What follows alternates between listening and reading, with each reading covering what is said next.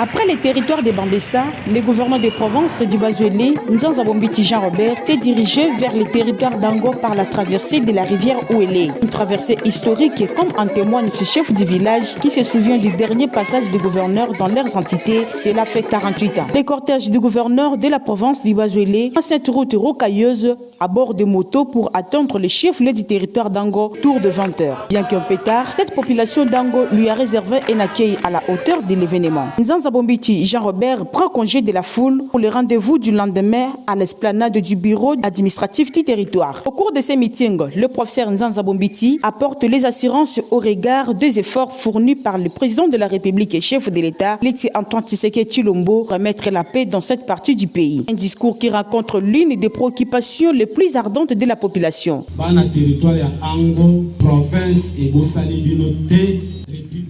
La population du territoire d'Ango, la province ne vous est pas oubliée, la République non plus.